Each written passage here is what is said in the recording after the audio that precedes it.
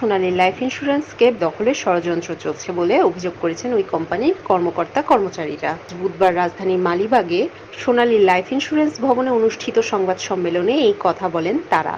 সংবাদ সম্মেলনের মূল বক্তব্য তুলে ধরেন কোম্পানির অতিরিক্ত ব্যবস্থাপনা পরিচালক মোহাম্মদ রফিকুল ইসলাম।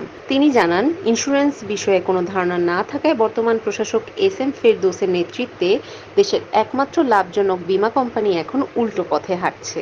প্রতিষ্ঠার 10 বছরে এই প্রথম গ্রাহকের বীমা দাবির 7 দিন পেরিয়ে গেলেও তা পূরণ করতে পারেনি কোম্পানি। নানা অজুহাতে কোম্পানির সকল প্রকার সেবা প্রদান বন্ধ করা হয়েছে। মালিকানা বদলের মাধ্যমে সোনালী লাইফ ইন্স্যুরেন্স ধ্বংসের চেষ্টা চলছে বলে অভিযোগ করেন কোম্পানির সহকারী ব্যবস্থাপনা পরিচালক মোহাম্মদ মঞ্জুর মোর্শেদ। তিনি বলেন, আগের প্রধান নির্বাহী কর্মকর্তা দুর্নীতি খতিয়ে দেখতে সোনালী লাইফ ইন্স্যুরেন্সের প্রশাসক নিয়োগ দিয়েছিল বীমা উন্নয়ন কর্তৃপক্ষ, কিন্তু তিনি দায়িত্ব নেওয়ার পর দুর্নীতির তদন্ত না করে কোম্পানির স্বার্থ বিরোধী একের পর এক পদক্ষেপ নিয়েছেন।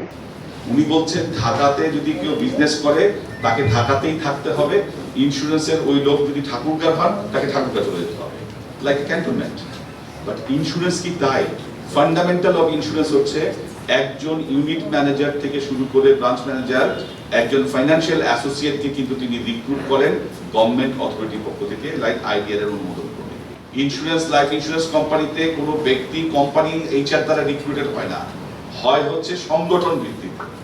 এই বিষয়টি উনাকে আজ পর্যন্ত না আমরা বোঝাতে পেরেছি, না তথাকথিত কনসালটেন্ট যারা রুমের মধ্যে বসে থেকে তার সাথে কনস্পিরেসি করছে তারা তাকে বোঝাতে সক্ষম হয়েছে।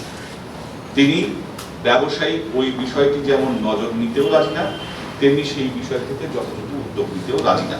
যে প্রশাসক মহোদয় এইভাবে কোম্পানিকে অচল করে দেওয়ার জন্য ভুল সিদ্ধান্ত নিয়ে যাচ্ছেন, উনি যদি আমাদের দাবি মেনে না নেয়, 8 দফা যে দাবি আছে, তাহলে এই কর্ম বিরতি চলতে থাকবে, যেটা শান্তিপ্রিয়। এখানে কোনো অশৃঙ্খলা নেই, এখানে কোনো বিশৃঙ্খলা নেই, সবাই এখানে একদম ধ্যানমগ্ন অবস্থায় শান্তিপূর্ণভাবে কর্মবিরতি পালন করছে।